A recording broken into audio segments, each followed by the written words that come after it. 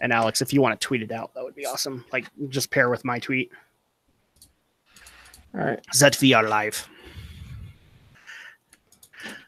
Greetings once again, my friends, and welcome back to Geek News, Reviews, and Opinions, the podcast where we talk the week's events in Geek for Friday night, February 1st, 2019. I am your host, Adam Mickelson, a.k.a. Drac. I hope everybody's had an awesome week thus far. For me, I have no problem admitting to you guys, I am The Walking Dead right now. I am literally falling asleep. My little girls have just been running me ragged all day, and it doesn't help that I want to say for a majority of this week, me and my wife have been going to bed, the earliest being about 1 a.m.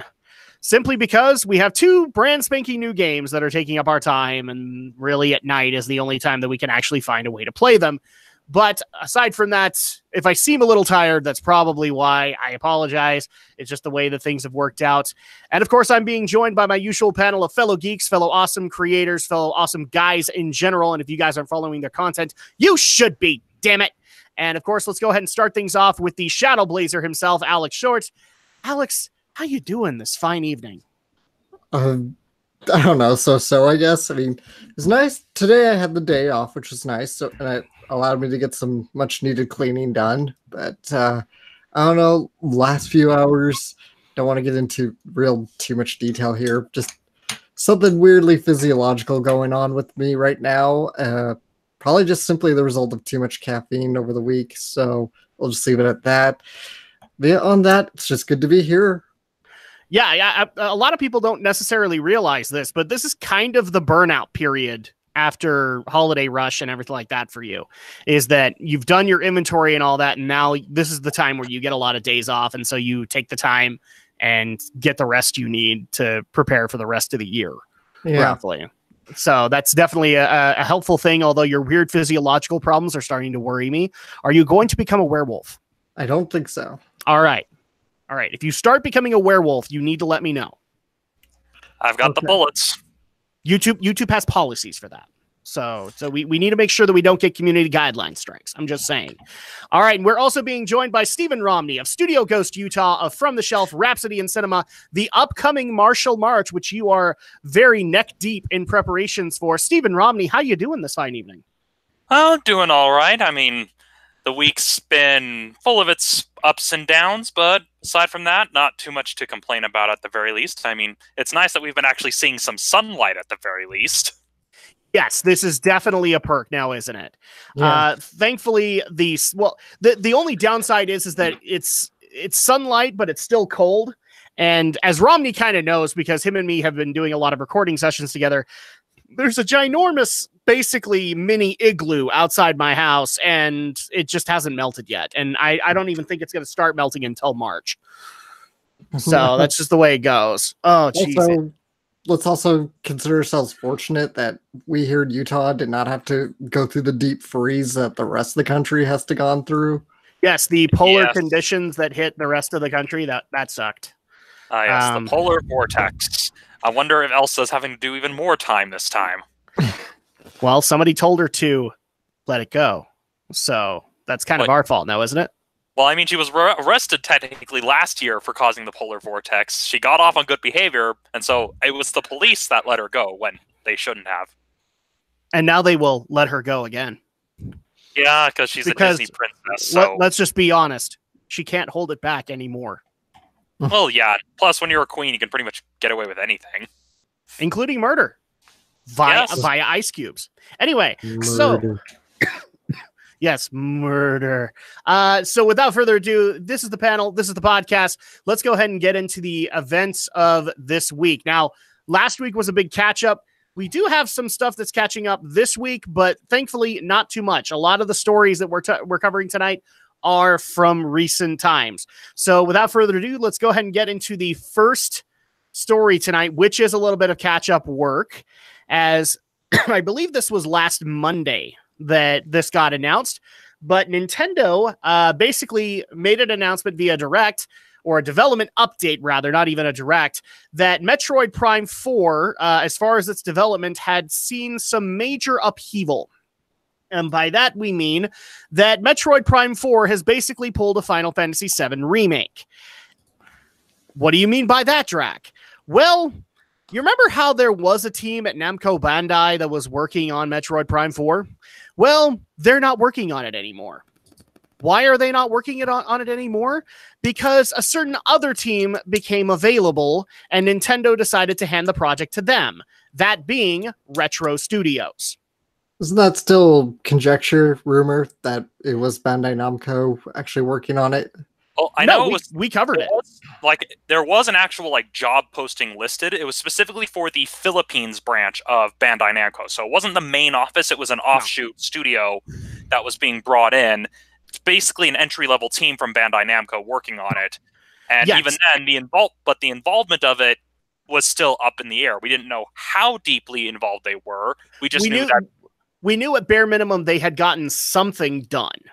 But we don't know how much or anything like that, but it doesn't really matter anymore because whatever they got done has officially been scrapped in favor of Retro Studios taking up Metroid Prime once again. Now, a lot of listeners came out to me and basically tried to spout out this is both good and this is also bad. The people who are good are basically saying, well, Retro Studios was in charge of Metroid Prime when it was popular. So at that point, it's only appropriate for them to take the reins on the matter. Okay.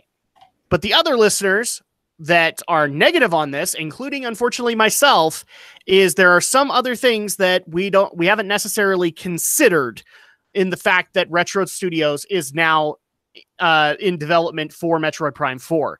And that is simply that a lot of people don't necessarily know this, but a lot of the main minds that were behind the Metroid Prime trilogy have since left Retro.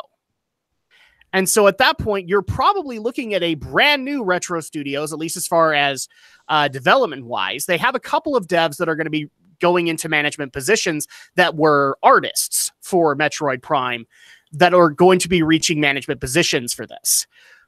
But again, they were pretty low on the totem pole. You do not have the premier minds behind Metroid Prime 1, 2, and 3. They have all long since left Retro Studios. So at that point, you have to consider that, yes, it's the branding, but it's not necessarily the crew that worked on it. And without further ado, let's get into this discussion. So my thoughts are pretty clear on the matter. I'm not the biggest fan of the Prime series, and I was actually looking forward to the Bandai Namco development team because from what we were able to gather from that team, they were going to be taking inspirations from not only the Prime series, but also from Metroid Samus Returns, the most recent entry at that time, into how to develop Metroid Prime 4. That isn't necessarily to say Retro won't do that. I have a feeling that with Retro, though, they are going to stick to the series' roots, which is FPS, and that's disappointing. I'm not the biggest fan of FPS Metroid titles. I would much rather have exploration titles like Metroid Samus Returns, or even, heaven forbid, Other M, to be able to explain a Metroid story. But that's kind of my viewpoint on the matter. As far as my opinion on the switching, it doesn't really affect me because we still haven't seen anything in regards to a trailer. We haven't seen concept art. We haven't seen anything. All we have is a teaser image. That's it. So at this point, I'm going to withhold my judgment, even though I'm very skeptical at this point. I'm going to withhold my judgment and say, I want a trailer first before I determine whether I like or dislike where they're going. Stephen Romney, what about you? Well, like you said, it was still very early in development. We had no idea what the plan was. And although I understand some people's reluctance for the first-person method of gaming for Metroid Prime, that's kind of what makes the Prime series what it is. And so it would be weird to call it Metroid Prime, but have it go back to a 2D setup. So I kind of like to kind of regard Metroid Prime as basically just a sub-series, much like how Persona is a sub-series of Shin Megami Tensei, despite everyone thinking Persona is the main series. And that's coming from a very disgruntled Devil Summoner fan. Even Metroid Prime fans consider it that, because the Metroid series is what you consider Metroid Zero Mission, Metroid Samus Returns, the Metroidvania kind of style. Other M is probably the biggest branch out from that, having FPS-like mechanics from the Prime series invested into it. But Prime is considered to be its own specific offshoot, hence why Metroid Prime Hunters and Metroid Prime Federation Force all don the Metroid Prime title, not Metroid. Yeah, and looking at this could be indicative of a couple of things. It could be a case where maybe, and as I noted, earlier when we were clearing up the Bandai Namco parts of the rumors, given that it was a smaller team and a lesser known team at Bandai Namco, it could just be a case of what they had just wasn't up to Nintendo's standards, because Nintendo has a history of having somewhat draconian standards for their games. They've laxed a little bit, much to the benefit of all of us, but that is something that with their first-party IPs, they are very protective of it. And so it could be a case where what they had just wasn't good enough, so they decided to hand it off to a studio that had earned their trust, which was Retro Studios, even if the minds at Retro behind the original Prime trilogy have since moved on to other pastures. That faith is still there. And at the very least, Nintendo is being transparent, saying, hey, we're moving development to another company, and we're restarting from the beginning. And they've also been transparent in the fact that the only veteran really on this, aside from the Retro ones that are being moved up, the only veteran that's being moved over to Retro for this is Kensuke Tanabe, who has been involved. If you guys don't know Kensuke, he has been involved with Metroid Prime Metroid titles since, I want to say, Fusion. He's a fairly new addition to it, but a lot of people, but he has kind of a 50-50 reaction when it comes to Metroid fans, simply because he is the guy who made the story for Other M. Yeah. So at that point, some people like him, some people don't. Yeah. Well, to get back on point, at least Nintendo has been smarter about it and, didn't show a trailer of what it would look like before having to, move development, unlike Square Enix. Truth be told, with this announcement, I don't even think we're going to get an announcement of a trailer this year, let alone next. Yeah. And before people get upset, like, oh, but the game's delayed. Yeah. I mean, yeah, it's upsetting. No, it's not delayed. It hasn't even received a release date yet. Yeah, hasn't even received a release date. And also, keep in mind, this is coming from someone who, pre-ordered Twilight Princess when it was first announced and held on to that pre-order through each delay and through each missed release date. So, for people saying, oh, but it's delayed. Yeah, well, patience is a virtue. Get over yourselves. Yep. Alex, your thoughts on this, since you're actually fairly new to the Metroid series. Yes. So somebody who's not played a single Prime game has really only ever seen the... give it time. More of the... give it time. More of the classic style Metroid. So I don't really have a dog in this race, but I saw the story and I admired Nintendo's openness and transparency. And again, always showing that they want to make their games the best they can make them, just by coming out and saying, well, unfortunately, we got to start over. We got to start from scratch. I'm willing to bet this happens more often than we probably know. You just usually don't hear about it. In fact, IGN actually made stories showcasing all the times that it's happened in just the last few years. It happens all the time. And I will say that one of the positives to take out of this is exactly what you mentioned, Alex, is their transparency and their forwardness about it. Yeah. I have to at least compliment them on the matter because, well, considering other AAA companies in the last couple of months, I don't really see them doing it. Yeah, if this was one of EA's companies, it would be released as a buggy half finished mess, and we've all heard what's going on with Fallout 76. Well, yeah, like if it was EA, it would be a buggy half finished mess with microtransactions. If it's Ubisoft, it would just be buggy half finished mess that has better quality assets hidden in the source code because of reasons. So that's really kind of the positive to take out of this, is that I do appreciate Nintendo's transparency on the matter, and we really don't know how far development got before they decided to move to Retro. So at that point, we don't know what they had, and therefore what you don't know isn't going to hurt you, so to speak. Basically, I've seen a lot of Metroid fans that are disappointed like me, but a lot of us have basically just said, okay, well, I still kind of have my same viewpoint. I'm going to wait for a trailer and see what Prime 4 does with it. If it's FPS, then at that point, I will do my very best Episode 3 Darth Vader. No! It's going to be FPS. They wouldn't call it a Prime game if it wasn't. That's what I'm afraid of. That's not even like if. It's like, no, that's what makes Metroid Prime Metroid Prime. There's no point in hoping for them to make any sort of abrupt change like that at this point. The brand has an established formula. It would be like if Halo, instead of releasing Halo 3 as the first-person shooter, decided to release Halo Wars and called it Halo 3. That would basically destroy the brand and run it into the ground. Yeah, but I don't like Yeah. Prime. So Then don't I'll play take it. that. Yeah, I mean, do what we always keep telling people: vote with your dollar, man. Exactly. So without further, that's pretty much all we can cover on the matter because we don't know anything about Metroid Prime 4, and frankly, I don't think we're going to know anything until probably 2020. I think 2020 will be maybe late 2019 we'll get an unveil, but I don't see it happening earlier than that. No, especially given that they're starting over from scratch, given how long games like these tend to make, and given that Nintendo isn't the kind to really try episodic gaming, Yeah. at least not with their major AAA franchises. I mean, they did do like smaller episodic stuff like Rusty's Real Deal Baseball and even like smaller releases, but the day that Nintendo does an episodic series with any of their main IP is basically the day Nintendo stops being Nintendo. Pretty much. All right. So without further ado, let's just go ahead and get into the next story here, because I think we've actually got a little bit more meat to it than Metroid. And that is that, so part of this is from last week and part of this is recent. Netflix has announced that they are going to be developing a Resident Evil series. Was I the only one that read that and went, ugh? Well, kinda, but mine's probably for different reasons than yours. Yes. So we know that, let's see, I'm actually bringing up the article right now. It looks like Constantine Films, which produced all 6 films in the Paul W.S. Anderson directed Resident Evil franchise, is again handling the production for the series. Oh, come on. You couldn't even do it right the first time. But to be fair, the reason they still have the rights is that, much to the chagrin of everyone, the films made money. Yes, they did. Constantine Films has also recently hired Johannes Roberts, I think that's how you say his name, from 47 Meters Down to direct and write the first reboot film for the Resident Evil film franchise.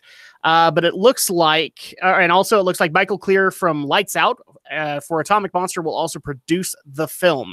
It doesn't look like we have a writing or a director or a writer staff for the series as of yet. Let's see. Yes, they're just handling the production. They haven't necessarily announced if people are going to return or not.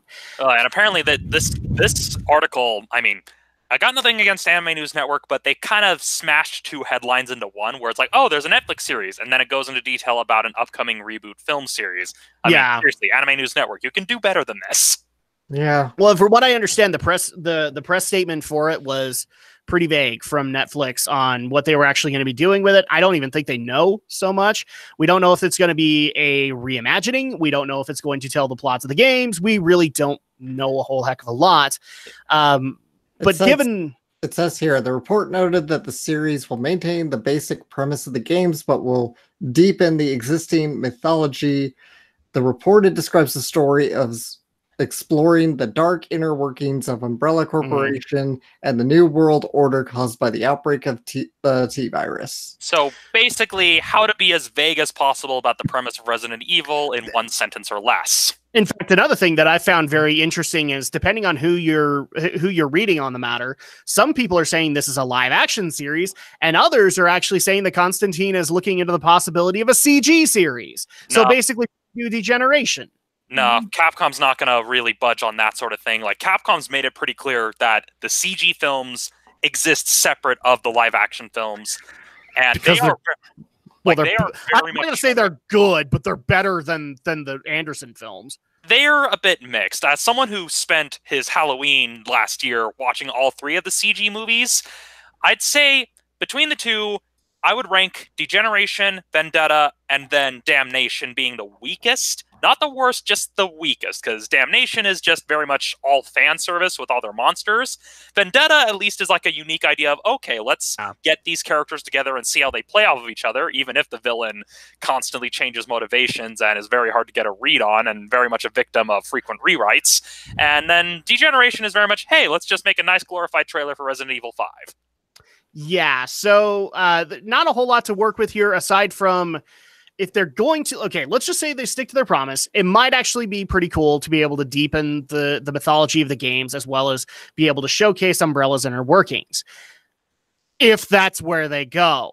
But a lot of this sounds to me like early conceptual ideas. Yeah, and so at that point, it doesn't necessarily mean that's set in stone. Yeah, and especially considering that the article also mentions how in 2014, Constantine Film announced that they were going to do a TV spin-off of the Paul W.S. Anderson movies. So Yeah. it's all up in the air. I mean, I look at this and I'm just like, okay, I mean, I'm happy that Shankar's doing Devil May Cry, but if there was ever a video game series that would benefit from Adi Shankar's treatment, it would be Probably Resident Evil. Yeah.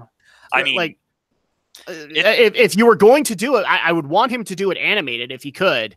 well, Just honestly, because I do like the style of Castlevania. But yeah, Resident Evil would benefit from Adi Shankar. But yeah, and Shankar would even do a good job if it was live action. I mean, as much as we disliked Power Slash Rangers, the guy knows how to do grit. He does. And I mean, like, he was also a producer of Dread, so it's kind of a case of, I'm just like, I mean, I understand he's working on Devil May Cry and it's going to be awesome, but couldn't he have taken Resident Evil? I mean, come on, Constantine, you ruined the Fantastic Four. Stop ruining Resident Evil. Yeah. Alex, where are you standing on it? Since I think you had seen some of the films, but now you're becoming ingratiated with the games. Where's your take on a Netflix Resident Evil series? We'll see, I guess. I don't know. Yeah, you want to know the most frustrating thing about this? There was a Resident Evil series that was pitched called Arclay that actually was really faithful, but also did some new stuff, and Netflix turned it down. Yes, they did. And oh well. But aside from that, we also do have some positive news to be able to go in the Netflix front, as they have also decided to revive an old beloved series, especially to some people who would enjoy things like Resident Evil or say even The X-Files. As Netflix has announced recently that they are going to be reviving Unsolved Mysteries. So this, let's just say for all the youngins out there that don't know what the frick I'm talking about, Unsolved Mysteries was a series hosted by Robert Stack back in the 90s that went into, well, unsolved mysteries, unsolved murders, cold cases, things like that. And they always found really interesting and compelling stuff to be able to talk about and have Robert Stack do voiceover on top of it, which just made it so much more mysterious, so much more intriguing. And so at that point, a lot of people are excited with the fact that Netflix is going to bring back Unsolved Mysteries, but obviously do have their own preservations of like, okay, how is Netflix going to approach this? Because if I remember correctly, the recent Twilight Zone reboot is also under the Netflix banner, is it not? I believe so. I The think one that's hosted by Jordan Peele? I think it's on CBS. I know like it was going to be on Netflix, but then it got moved to other platforms. I couldn't remember what it was moved to and where from. And that's a whole separate thing. I mean, a show like Unsolved Mysteries, there have been a lot of knockoffs. There was even kind of a lesser-known revival that ran on the Discovery Channel for a while that not a lot of people actually know about. I only know about it because one of our local, one of the local like stations has been running it nonstop. Like if you have a digital TV and you look up the channel Escape, that revival with Don Johnson has been airing nonstop. Yeah. And the thing that worries me, and it's more given the nature of how Netflix produces their shows, is that with some mysteries, like with Unsolved Mysteries, they kind of go the America's Most Wanted route of saying, hey, if you have any details about this unsolved murder or these unsolved crimes, give us a call here, give us the information and see if we can close this case. And given that Netflix fans tend to, binge everything, much to the chagrin of anyone who wants to make a regular movie nowadays, it's kind of a case of, okay, is anybody watching this going to actually be the kind of audience that if they have information about these cases is actually going to have the patience to call in, or are they just going to sit there with their eyes glazed over as they basically let the episodes run on their own? Not sure at this point. All we do know at this point is that the show will be revived with the original creators as well as the producers of Stranger Things. According to the quote from Netflix, this modern take on the classic series will maintain the chilling feeling viewers loved about the original, while also telling the stories through the lens of a premium Netflix documentary series. Each episode will focus on one mystery, and once again, will look to the viewers to help. Okay, so this answers your question. It will look to the viewers to help investigators in closing the book on long outstanding cases. Yes, so they are going to do that. Yeah, my issue is they're going to do that, but is it actually going to work the same way like it would back in the day when people would just tune in to episodes week to week? Because again, Netflix is the land of binging. Everyone likes to binge everything, and Granted, these are probably really cold cases, so they're probably not expecting any actual. Yeah, sudden something hits tells come me in. that for as prototype a season as that first one's going to be, they're going to be digging out some really cold cases. Yeah. So at that point, they're probably long since, all the trails have run cold, kind of thing. Then they might go more the conspiracy theory route, which Unsolved Mysteries had tackled before. I mean, that's where the idea of the Men in Black movies came from, was the piece that Unsolved Mysteries did about Men in Black, which is what they satirized in Men in Black 2. Well, and one of the things that Unsolved Mysteries actually kind of brought back to my attention in my head was I remember actually reading a report years ago that when X-Files was at the height of its popularity, you could actually trace specific shows that X-Files viewers would watch, and two of them were Unsolved Mysteries as well as The Outer Limits. For some reason, they would be attracted there. And the other thing that was interesting in that article is that most X-Files viewers also had an association with either the original or at that point, the rebooted Twilight Zone. So X-Files viewers loved this stuff back in the 90s. I can only assume that, since X-Files reboots have not been able to take off, that at least people can be able to enjoy Unsolved Mysteries instead. Yeah, I mean, given we're already getting a Twilight Zone reboot, I mean, I wouldn't be surprised if Netflix decides to do their own version of the Outer Limits. And I've already even heard that Outer Limits, I'm not sure who has it, but somebody's actually pitching a pilot for Outer Limits. Which I will say this, though, compared to all the different versions of the Outer Limits is probably one of the few times where the first reboot is actually better than the original. Yeah, there you go. Alex, your thoughts on this? Well, I grew up watching Unsolved Mysteries. I presume reruns, I don't know. But I watched it. I definitely watched it. I watched it with when Robert Stack was still hosting the show. And I remember the theme song because it's really great. I love that theme song. And I always remember the show. I really loved it, especially because it wasn't just crime focused. It also talked about other weird stuff. Like it would talk UFOs, it would talk about ghost stories, miracles, and all sorts of really great stuff in between crime. And that's kind of what separates it from America's Most Wanted, which was, obviously America's Most Wanted is definitely great in its own right. I'm just saying what I really loved about Unsolved Mysteries back then. So I think this idea for a revival is great. Hopefully, if they're going to do reenactments again, that they're going to do some new footage, because I've seen some of the versions with Dennis Farron as the host, and I'm just like, you just filmed a new host, but you kept all the old footage, all the old interviews, all the old reenactments. You didn't change anything except shoot it with a new host. You might as well just play the same old reruns. See, and I remember seeing the Robert Stack series as a kid, but and this is going to sound really dumb, but I like The Outer Limits, don't get me wrong. Or not The Outer Limits, Unsolved Mysteries. I loved it, but one of the reasons I loved it was because of Robert Stack, and I like Robert Stack because he played Ultra Magnus in the 80s Transformers movie. Of course. Oh, yeah. But it kind of speaks to that kind of the presence that an actor can have, given that most people think of Robert Stack, even though there have been other hosts for the show, and there have even been a lot of derivative series. But that just goes to show that when you have a charismatic host, it can make anything interesting. I mean, that's why people keep hiring Morgan Freeman for voiceovers. Yeah, exactly. Oh, excuse me.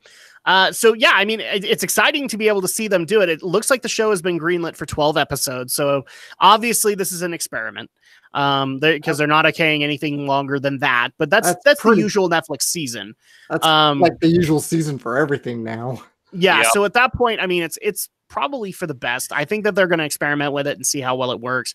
And whatever doesn't work, they'll tweak it here and there to be able to make the formula work. Yeah, because Netflix has the luxury of being able to throw money at ideas until they actually work, even if they're not necessarily the greatest ideas.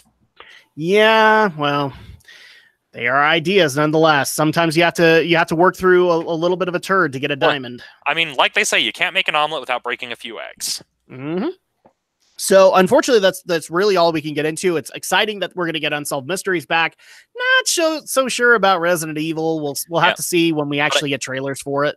But I guess the real question is, who can we see hosting this new version of Unsolved Mysteries? Like, what actor would come to mind that would actually have that same sort of presence as Robert Stack?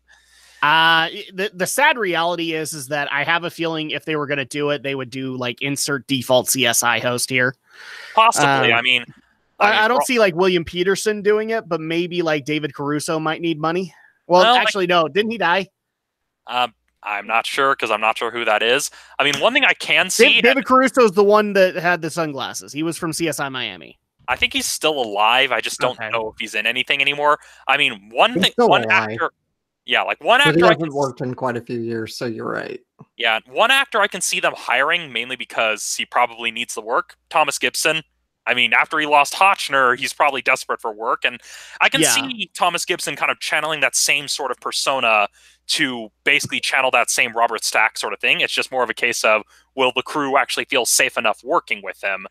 And so that would be one I could see. I could also see, maybe off the top of my head, I think like Thomas Gibson, maybe, but that would probably be like the closest they would probably be willing to hire someone who has kind of that grim sort of looking demeanor. I mean, unless Mandy Patinkin decides to do it. Mandy Patinkin could do it. Gary Sinise also could probably pull it off. And again, former CSI guy. So former CSI and Criminal Minds spinoff guy. And I'm actually like Gary Sinise. I can see being a bit better because, like I can see that working a bit better. I mean, long shot in the dark. I could even see them trying to get some. Well, and on top of that, his checks, like when he does acting work, very little of his checks go to him anymore because he's the guy who's sponsoring the charity to build smart houses for veterans. So a lot of his checks now go to that cause. So I could see Gary jumping onto that just to secure those funds. And I can see Netflix kind of making that a big deal of saying, hey, if you watch this show, you help support this charity. I can see Netflix making a huge push for that. Yeah, because like I've seen some of the smart houses that Gary Sinise actually helps fund through his charity, and they're pretty awesome, like for veterans especially. So without further ado, let's go ahead and move into the next story here, which is again a bunch of speculation because we are not sure if this is confirmed or not. Because it's the game industry, and we have to at least be some degree of hush hush about it. But supposedly, PS5 dev kits are in the hands of their first-party developers. Why are we reporting on the PS5? The PS5 should be like a couple of years down the road. I'm never going to stop thinking that, guys. The PlayStation PS4 is like, what, 6-7 years old now? Yeah. But the previous generation went 10. So we're probably going to have it go another 10, or for all we know, this could just be a space station. It could actually be. But yeah, so we've already seen job listings and a poll pointing at the possibility of the hardware, and now analysts are suggesting that the company's huge lineup of studios are hard at work on them. So at that point, I'm going to go ahead and say logically this makes sense, because if anybody is going to get dev kits for the PS5 in such an early stage, it would be the first party developers. Why? Because they're the ones that are trusted.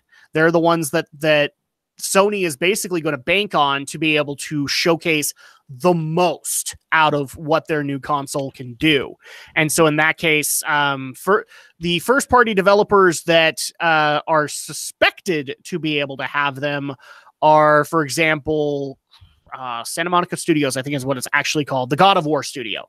They're supposedly going to have one of them. Supposedly Sucker Punch is also suspected to have a dev kit. And those are the big names that get tossed around for it. But let's go down the rabbit hole for just a second. Do we actually think the PS5 dev kits are out there? I'm certain to say so. Yeah, I would say so because, like you said, Sony banks on third-party support, so naturally they would probably send out these early alpha dev kits to get feedback of saying, okay, how easy is this to develop for? Because that was their ace in the hole when the PlayStation first launched was, hey, let's make this easier to develop for the Nintendo system. And so naturally they would go to the third-party studio saying, okay, are these dev kits working for you? Is there anything we need to make easier? Is there something with the engines that we're trying to work with that's basically causing everything to go tits up? And that's the kind of feedback that they would need, because designing something and being the person who's worked on it from the get-go, it can kind of blind you to the way certain people would handle certain engines. I mean, there's the classic example of a company developing an RPG that thinks, okay, yeah, we'll have the person open the inventory by clicking the left button 3 times. But that may make sense to the person programming it, but then to the average player, they're like, why such an obtuse way of opening your inventory? Mm-hmm. And so it's very much the case of, hey, let's have people outside of the company take a look at this to see if we actually need to fix something. I'm just going to go ahead and be honest. I am not in the camp with you guys. I do not think that it's a legit dev kit. I'm not saying that you're wrong.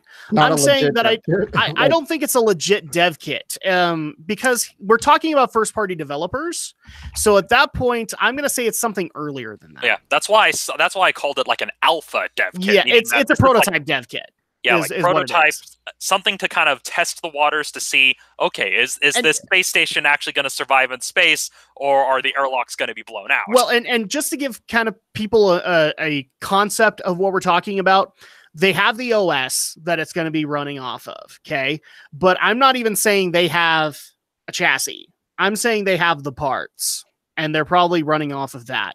That's kind of a prototype dev kit, really. The dev kits are when you have a prototype chassis where all of it is being put together. So at that point, like, people are being given like what this system is going to be capable of, and they're allowing for the devs to be able to mess around with the OS and see what engines can do within it, kind of thing. I don't think it's a full-on dev kit yet. I think it's early development.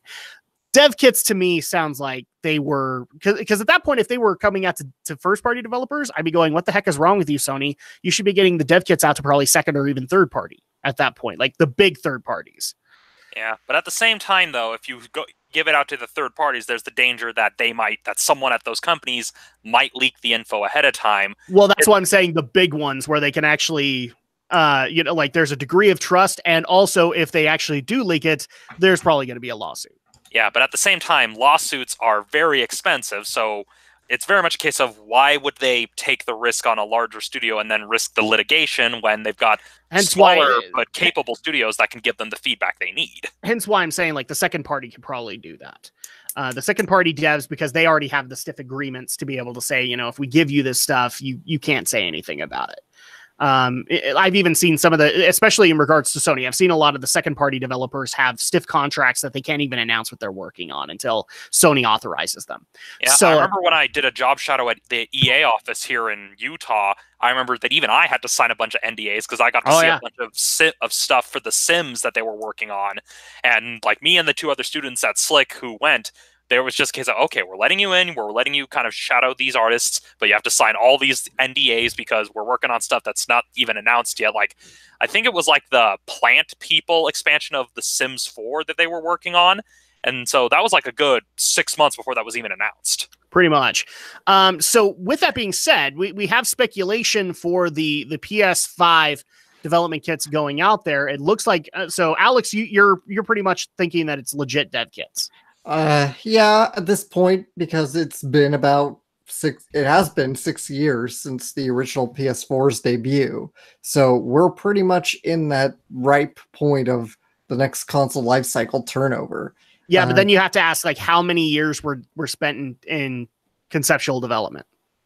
Probably pretty much since the PS4 debuted. So conceptual design started then. Even before then, likely. I mean, months before. Yeah. Well, not that long. Because here's the thing, Sony wanted them focused to get the PS4 out. So now, basically months before then they started putting people into a room and saying, okay, next gen, let's start coming up with ideas. And in all honesty, especially for consoles these days, the conceptual stage can last at minimum a year. Yeah. I've even heard of cases like for things like Scorpio, it lasted, conceptually it was supposed to be the successor. And instead it became kind of a midway. And that one had like a 2-year conceptual design cycle. So at that point, like, you have to kind of take that out of consideration. But it is entirely possible. It could be that they ended it in a year, and they've had, at that point, you have 5 years where they've been developing dev kits. So it's entirely possible at this point. But the other speculation that comes out with this, and IGN actually provides the story here, it's a speculation kind of deal, but if the dev kits are out there, the other speculation is, what possible titles do we see migrating or being basically remastered into definitive editions on the PS5? And I'm going to bring out the studios for you guys really quick, and you tell me whether or not you think this is possible. So the first one, obviously, that gets brought up is Naughty Dog. And the one that they're speculating is The Last of Us 2. since technically we don't have a release date for The Last of Us 2, it could either be moved to the PS5 entirely, or it could come out on the PS4 late into the cycle, and then later on, when the PS5 releases, we get a definitive edition for Last of Us 2. Do we think this is possible? I'd say Quite likely. It's definitely possible. And for all the people who are going to bring up the fact that, oh, I don't like definitive editions, that's not my problem with the definitive editions that came out for the PS4. My problem was that there were too damn many of them, and a lot of them didn't make a whole heck of a lot of sense. Last of Us 2 makes sense just as much as Last of Us. I can't remember if it was called like the Definitive Edition, but the Last of Us Definitive Edition makes sense on PS4. So Naughty Dog obviously gets brought up. The next one, obviously, that gets brought up is Sucker Punch with Ghosts of Tsushima. So this is kind of the similar speculation. Is Ghosts of Tsushima? We don't know a release date yet. Although we're hearing rumblings of Sucker Punch making an announcement sometime in 2019. So the speculation is that it would come out, but then later Sucker Punch would work hard towards making a definitive edition on the PS5 for Ghosts of Tsushima. Do we think that's possible? Yeah, I mean, at this point, given just the way it's worked, that's probably what the plan would be if they have any intention of getting it on the PS4 at any point during its life cycle, or even just doing a simultaneous release, not even doing a definitive edition, just releasing it for the older and newer stuff simultaneously, like what we got with the Phantom Pain. It's entirely possible. I'm not as optimistic, however. I think that Ghost of Tsushima, since it is a brand new IP, yes, it's being done by Sucker Punch. It is still a new IP, and I have a feeling it is being watched and scrutinized heavily by Sony. And so at that point, I think it will depend entirely on its financials when it does come out. And if its financials are good, the reason I don't think that this is going to happen with Last of Us is I think Last of Us is a shoo-in. I think it's going to do well. And so at that point, Naughty Dog and Sony don't have to worry about that. Ghost of Tsushima, there's a little bit more of a risk factor. So at that point, Sony will probably look at the financials, and if it does well, it gets a definitive edition. If not, it gets put into development, or it basically gets struck down.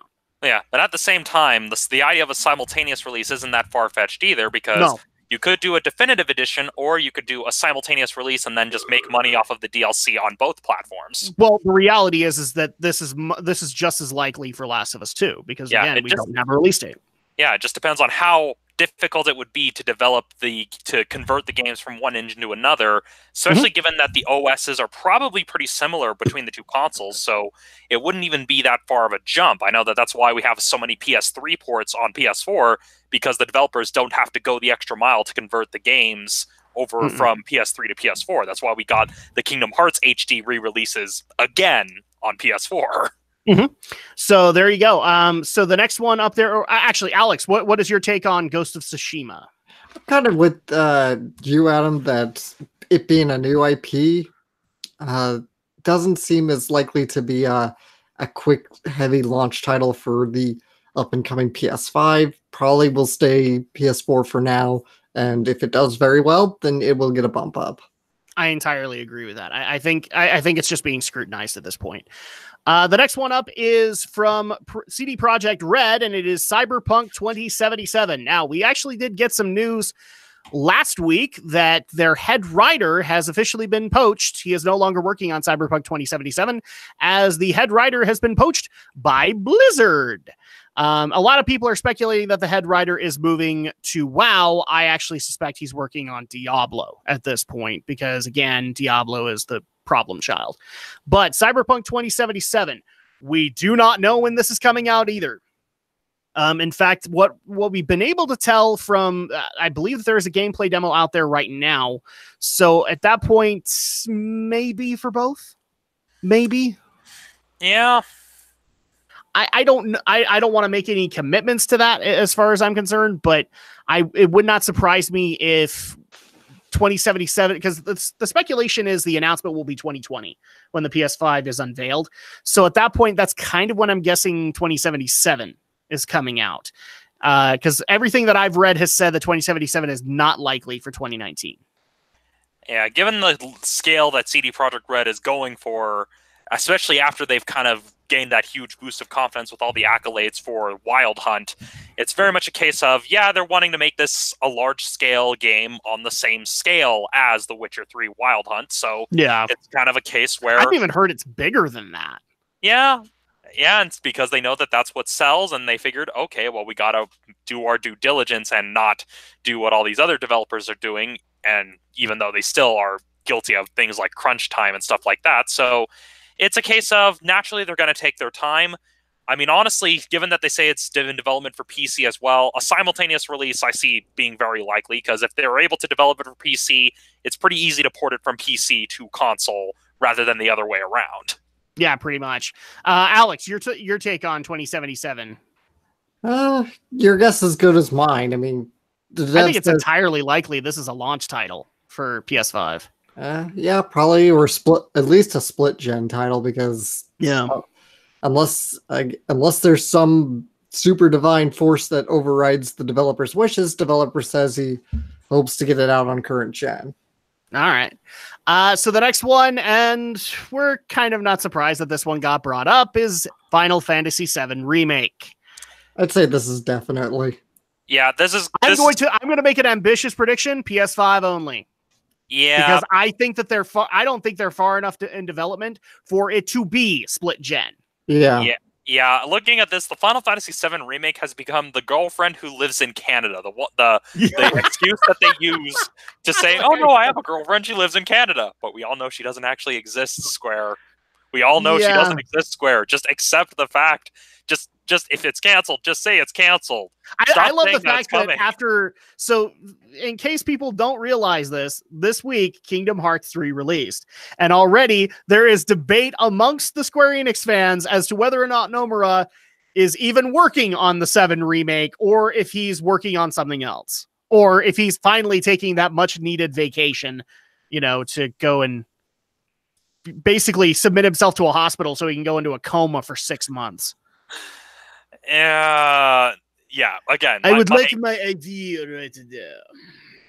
Yeah. Again, I stand by my girlfriend who lives in Canada comment. Yeah, pretty much. I'm sorry for the FF7 remake people who are really hoping that this is going to be coming out for PS4 as promised. But considering that they just barely had to start from scratch, no, this is not happening. We're probably going to be seeing a cycle akin to Final Fantasy 15, where, for all we know, it'll start out as a Final Fantasy 7 remake, but because of how long it'll take, it'll just get morphed into another Final Fantasy with its own unique title. I wouldn't be surprised if that's what happens. They did it before with 13. So it's likely. I wouldn't be surprised if that's what happens, where, Final Fantasy 16 was originally the FF7 remake, but then we decided and I haven't even been able to confirm this yet, but supposedly, according to some people who are a little bit further than me in Kingdom Hearts, Versus influenced Kingdom Hearts 3. Well, yeah, of course. Or for those who don't know what I'm talking about, Versus 13 was the side game that was supposed to be coming out with 13 and then eventually evolved into 15. Well, to be fair, that whole thing is a product of, inbreeding at Square Enix, because Kingdom Hearts inspired it, then it inspired Kingdom Hearts, so that doesn't surprise me. And again, it's just Square. Just stop. Just stop. I mean, I understand you're ambitious to remake it, but just stop. And even if it is morphed into another Final Fantasy title, it wouldn't be that far-fetched when you consider that Final Fantasies 2 and 4 technically take place in the same world, even though they're different games.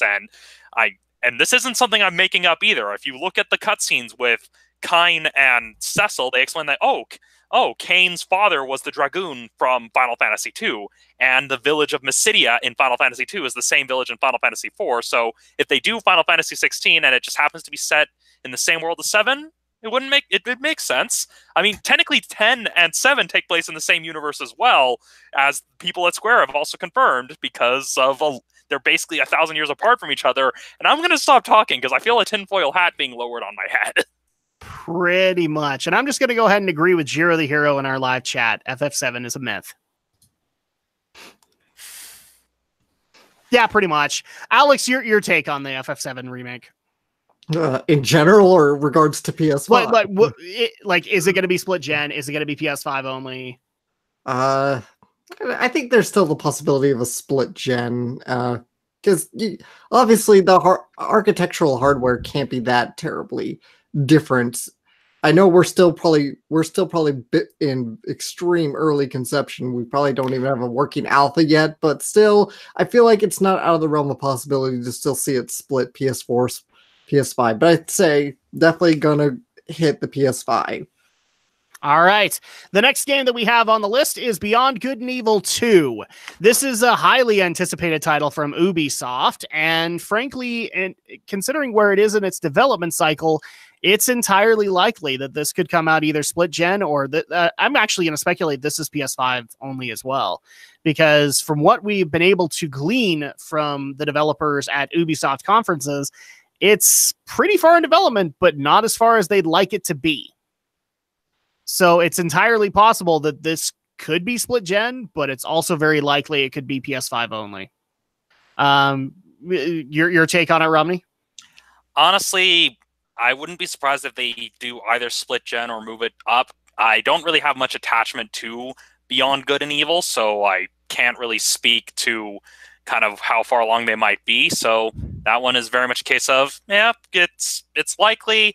Kind of too early to tell, given how little we know so far beyond the initial trailer. Shadow Blazer, are you confirming that Half-Life 3 will be PS5 exclusive? Half-Life 3 is a myth. Okay, all right, there you go. Yes, basically, Half-Life 3 and the FF7 remake are going to be right there with Bigfoot. I'm just going to go ahead and say right off the bat, I think this is either going to be split gen or PS5 only, considering the time frame here. Another title is Neo 2, which just recently got announced at E3 2018. It's entirely likely this could be PS5 only. Yeah, but I mean, and again, given that this is basically like kind of a Japanese answer to Dark Souls, like I know that that's not the best way to phrase it, given that both games are developed by Japanese studios, but it's very much like kind of an Eastern mythology influenced version of Dark Souls. I can't remember the studio that made it, because was it Team Ninja that did Neo, or one am I thinking different give me a company? second. I know it's Sony exclusive, and I know it's not from software. It might be Team Ninja. Might be. Yeah, Team Ninja. So yeah, this was Team Ninja's answer to the Dark Souls and just the Souls genre, given that there's no other way to call it. So the fact that they would probably push it down to next gen, or even just do a simultaneous or even definitive cross-platform release, pretty likely, because look at how often Dark Souls itself has been ported. Pretty much. I don't think really Alex has any thoughts on Neo 2, just because it's a Souls game. Well, it's a Souls knockoff, technically. Souls knockoff, yeah. The next one, however, Alex might, because it's the speculated Avengers project that I'm not sure if I agree here. I think that project was Ultimate Alliance 3. So IGN is speculating that Ultimate Alliance 3 is just one of the games that is going to be coming out for this Avengers project that Square Enix is working on, and the other one would be for PS5. I don't know if I agree. I think Ultimate Alliance was the announcement. I think that's what they were working on. Well, maybe, but it could be a case where they probably have another title in place, because, again, the rights to the characters of the Marvel Universe are kind of in limbo in regards to more high-profile characters, and so if this will lead to anything, plus not to mention we also have Endgame coming out down the road that we'll have to consider will probably shape what this project will look like. I mean, yeah, this is like really far down the road, like, oh, push to PS5, but I'm pretty sure the events of Endgame and how they handle the actors playing the characters of the Marvel heroes bowing out is definitely going to have an impact on it. And given that it's a Square Enix and Marvel like team up, for all we know, it could be some sort of Marvel offshoot of Kingdom Hearts, where it's like, oh, Final Fantasy and Marvel Comics instead of Final Fantasy and Disney. But we wanted Marvel World in Kingdom Hearts. You got one. Yeah, I mean, honestly, I can kind of see it working if they decide to do just like an original story that combines the two. I mean, we've seen Nomura influenced designs of the Marvel heroes for the various figure arts lines. I think it's entirely possible that Nomura doesn't even move. I'm just gonna go ahead and be honest here, guys. I don't have any faith in that FF7 remake happening. In fact, I think it's so far stuck in development hell, maybe Nomura doesn't even want to touch it. So at that point, it is more likely, as far as I am concerned, that he would move over to this Avengers project then go to the FF7 remake. It's entirely possible. But Alex, what's your take on it? Is Ultimate Alliance 3 the announcement, or do you think they'll have more? I have no friggin' idea, because Disney just doesn't seem to get video games at all, which is why we surprisingly had very few Marvel tie-in games, even though the brand would be so ripe for them. So God knows what Disney's thinking in regards to video games. Well, I mean, they still haven't taken the rights away from EA for Star Wars, so enough said. Yeah, exactly. That's my point. But keep in mind, yeah, Disney owns Marvel, but Marvel's been playing things safer, but partially out of necessity. I mean, we got Spider-Man, which is an incredibly fun game, but again, the lawyers had to get involved because, Sony still controls the character, so we have to keep it Sony exclusive. We have to do this, that, and the other. And so it could be a case where Square develops it, and it could either be locked to the Sony consoles because of that license agreement, or it's something that is completely disconnected from certain Avengers characters in order to allow it to go multi-platform. And so, given that they've kept everything close to the vest, probably because they learned their lesson from the Final Fantasy VII Remake, it could go in any direction. I mean, honestly, I'm actually kind of hoping they try to do the whole, can we make Lightning Strike Dice, but this time Final Fantasy meets the Marvel Universe. I mean, I can kind of see it. I mean, the Final Fantasy series has explored the concept of superheroes before, so who knows? Possibly. But the next one, just to kind of wrap up this story. I mean, it's a heavy hitter. You guys will be totally surprised. And that is Elder Scrolls 6 and Starfield. I'm sorry. I couldn't even finish that. Those will be dead by then. Why? Because Bethesda will be dead by then.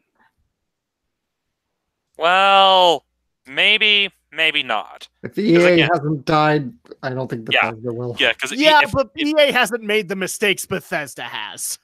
No, they have. It's just EA still hasn't died.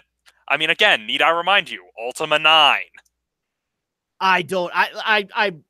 Okay, let's humor the concept. PS5 only, because those haven't even begun development yet. Even Bethesda has admitted as much. That they are concept designs there are concept ideas and designs for Starfield. Elder Scrolls 6 is nowhere near development. And Bethesda has said as much. So, no split gen release. It's PS5, Xbox 720 bajillion, whatever you want to call it, only. Yeah, or they'll just basically make it for PC first and then port it later. I can see that being the more likely scenario where probably they basically, because again, Bethesda has clashed with Sony quite a bit on their reluctance to do crossplay, and so if there's enough bad blood between Bethesda and Sony, I can see Bethesda basically saying, "Oh no, we're just going to do it PC only. We're not going to deal."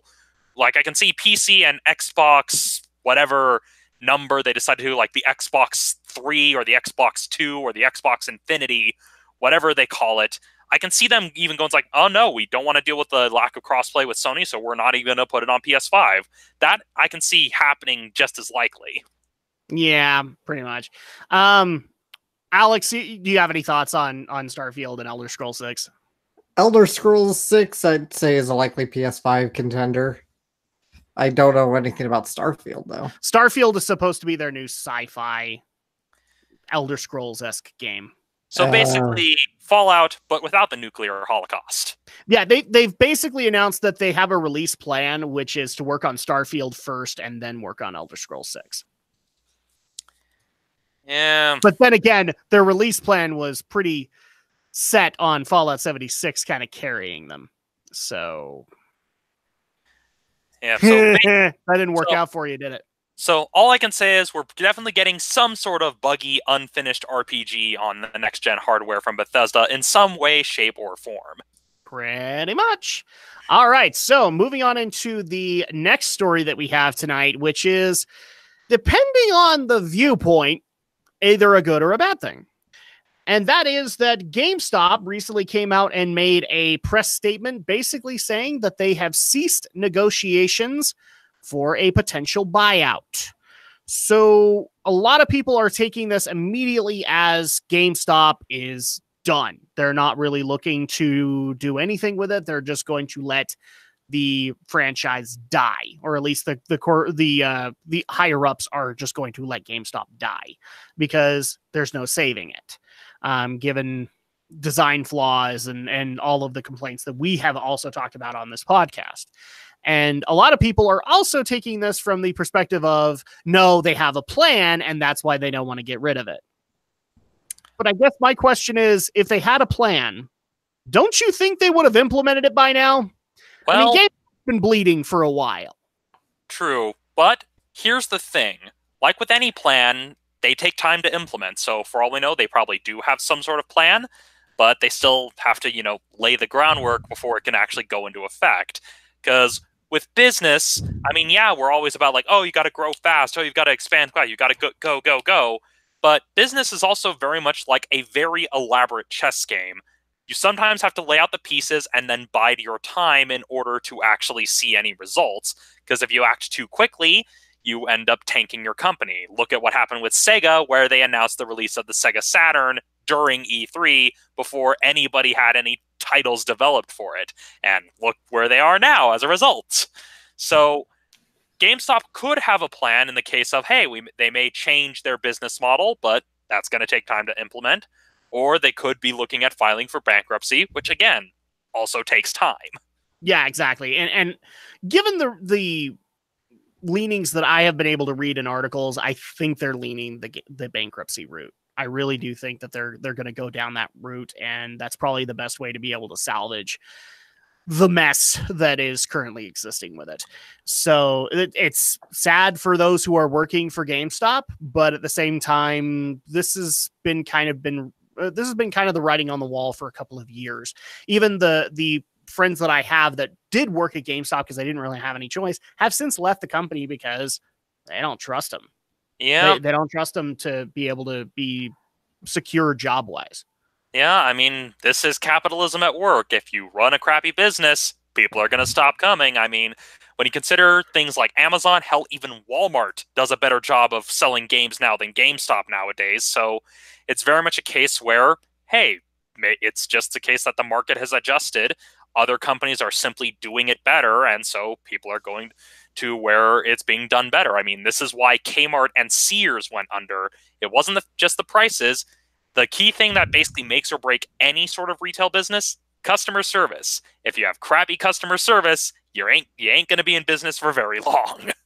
Yeah, pretty much. So, I mean, Alex, what's your take on the GameStop situation? Do you think that they basically bit the bullet and just decided to let this fall, or do you think they've got a plan? Oh boy, I don't know. It could be either, considering some people just might not want GameStop because they see it as a money sink and that it's not going to go anywhere, and GameStop's just going to have to ride it to the bitter end. I don't know. Everybody's been crying doom for GameStop for the last several years, and I'm just like, I don't know. They still seem to be around, but I could see GameStop going under because the landscape is certainly changing. Used games are really their bread and butter, and so many companies are trying to get away from that, with exclusively digital becoming more dominant. More companies are pursuing cloud streaming and cloud gaming. So GameStop, even if GameStop does survive and has a plan, their chances are they're not going to be around much longer. GameStop's tried to diversify into other markets, like they sold mobile phones for a while and phone plans, but nobody goes to GameStop to get a phone. You know? No. I remember when they tried selling iPads and stuff like that as well, because like, oh yeah, trade in your iPad and your smartphone for GameStop. This is just as much of a tough sell as Radio Shack offering phones for that first little bit. Eventually, people had to get used to the idea, but when they were first initially offering them, nobody was buying that. Well, yeah, but then there's also just, I mean, when you consider, a number of collectibles you'll find for sale in GameStop, like the statues, the trading cards, stuff like that. Yeah. We're reaching comic book store levels of how much of the main thing you're selling is actually taking focus. I mean, that's where I see GameStop probably going, is that they're going to kind of go the comic store route of, okay, we sell video games, but we also sell pop figures, we also sell statuettes, we also sell apparel, we also sell I think this, that's that, and the other. entirely possible. I've seen a lot of people speculate that GameStop will become the new local game store, but it's a chain. And so at that point, it's possible that could happen, that you could start seeing a lot of comic books and more collectibles or more local artists kind of designs are starting to make their way into the local GameStops. I wouldn't Could, hold but out I don't hope for, I don't like, see the that whole- as Yeah, I don't I see that as a sustainable enough model that corporate's going to back Like, it. Well, yeah, because I don't see like the whole promoting local talent. I don't see that, but I can see them basically pulling an FYE and throwing all of their money into selling various kitschy collectibles, because sadly people will buy those goddamn pop figures whether it's good for them or not. And so those are a moneymaker. Yu-Gi-Oh cards still sell, Pokemon cards still sell, the statuettes sell, prop keyblades, prop swords, prop Hylian shields.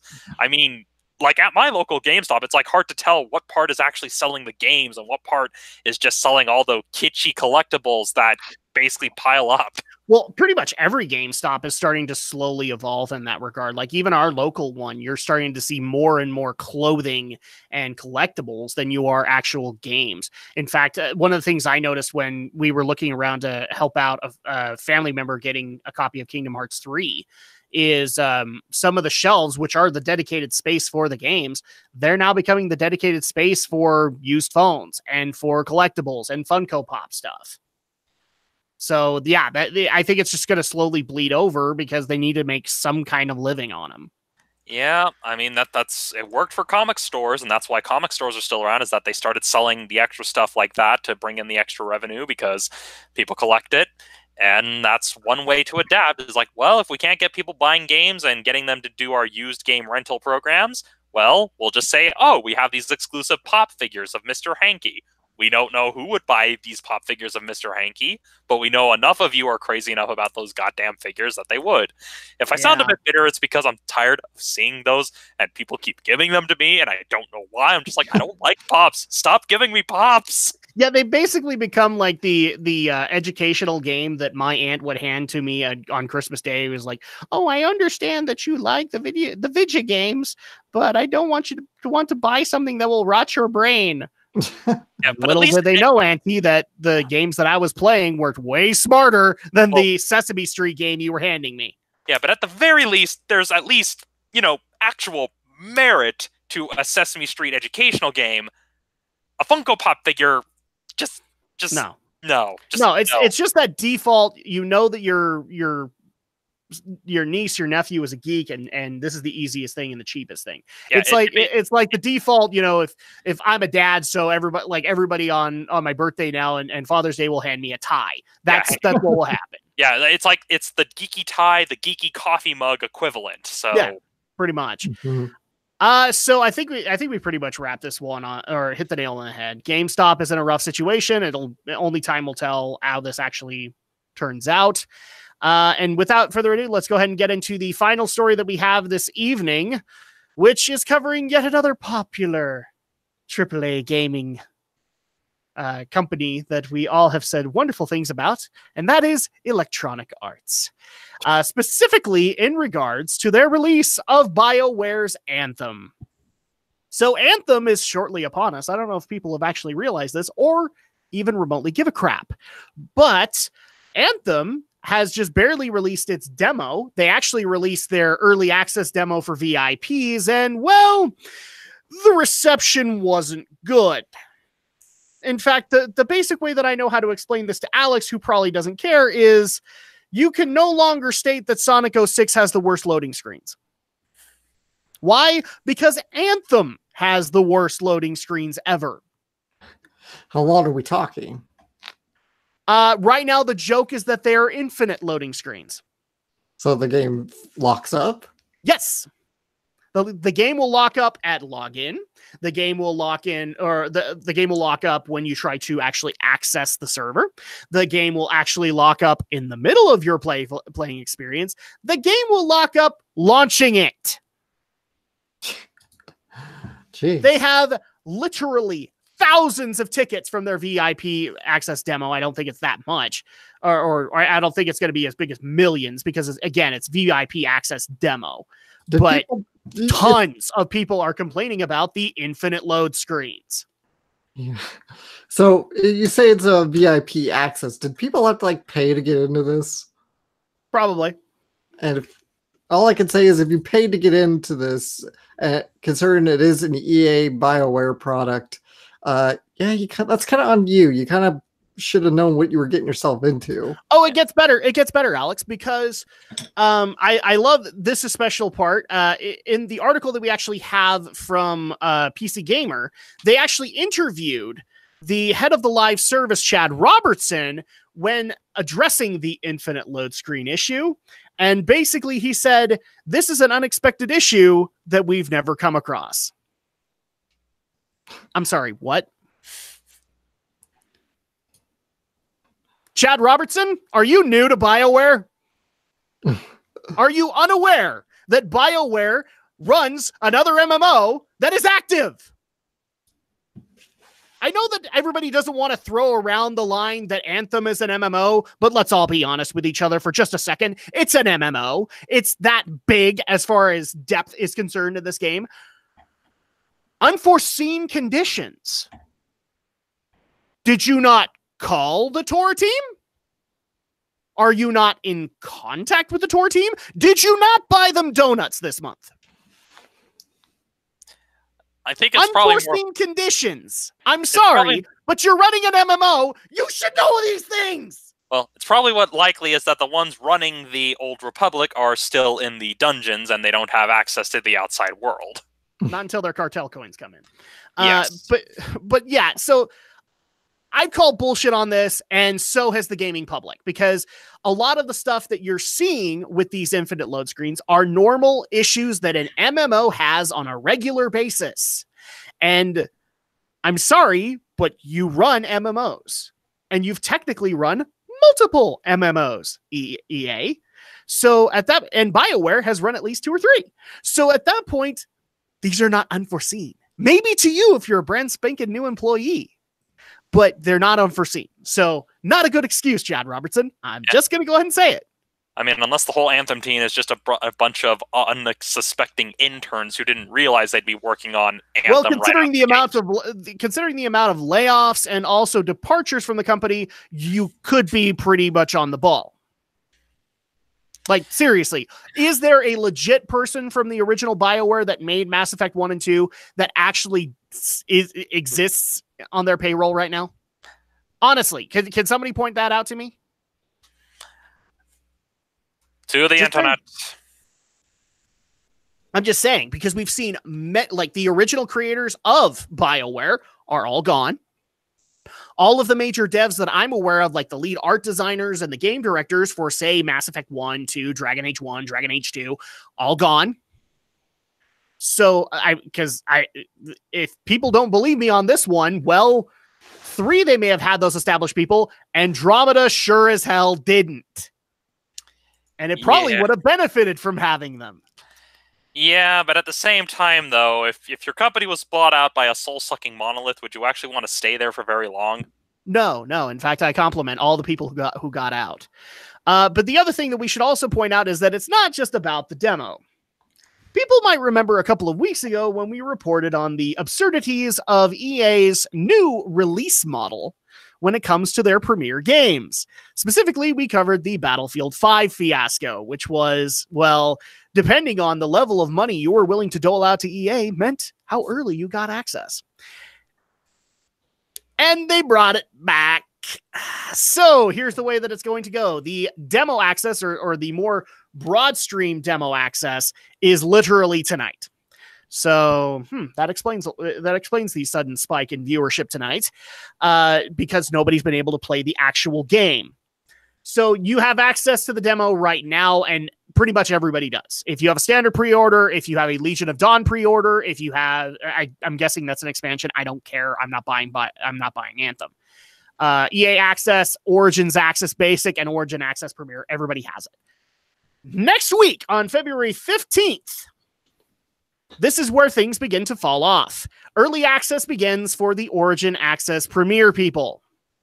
So you get access to it because you decided to dole out an extra $20+ a month because you're special as far as EA is concerned. Special in the sense that you give them money. But also on February 15th, for the EA Access as well as the Origins Access Basic, you will get access to your first trial. So basically a demo. You know, the thing you've had access to for about a week at that point. And then the full game will release on February 22nd to standard actually, no, the first trial actually would be their early access for the EA Access and the basic ones. But then the full game would be released for everybody else on February 22nd.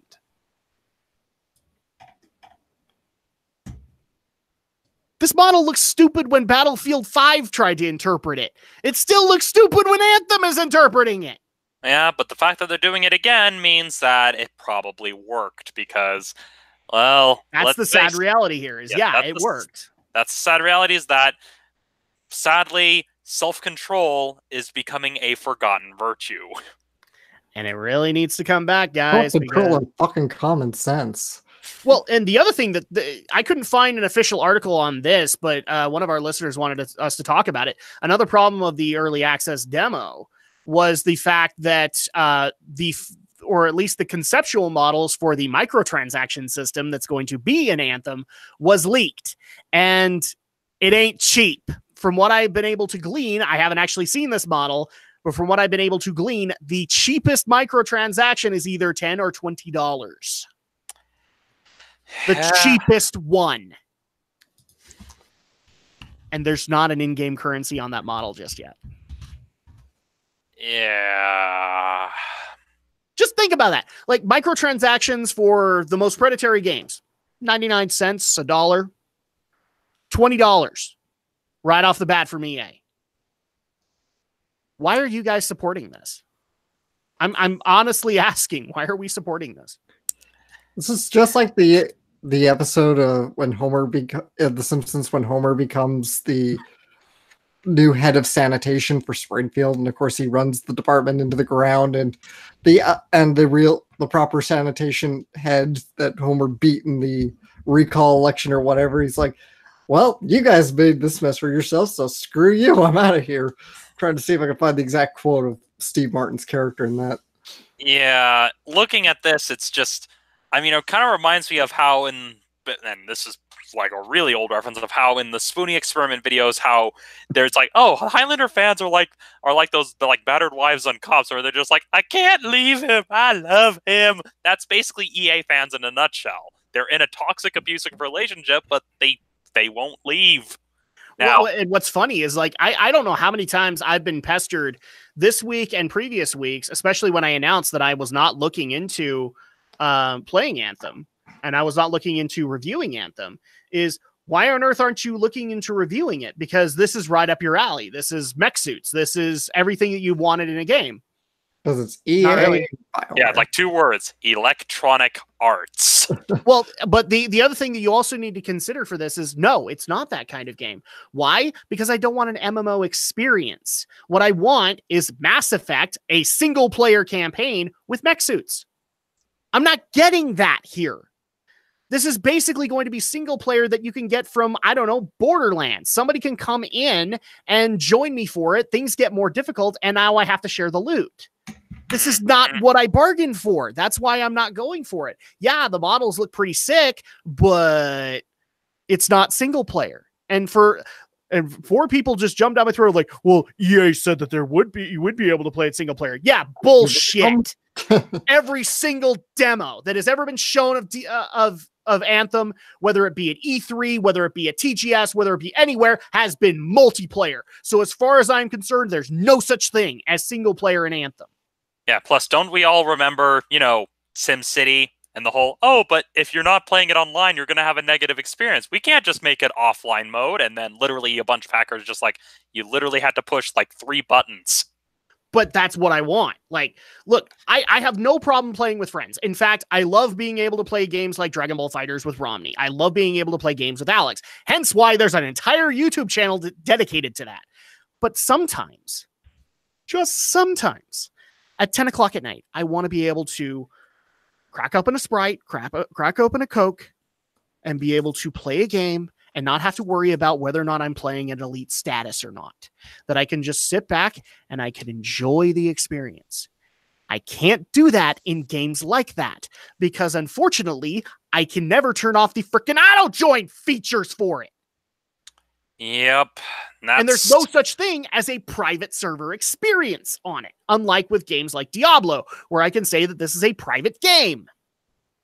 Yeah, and at the same time, you then run into issues of games that are clearly designed for multiplayer experiences, with their single-player experiences being so bare bones.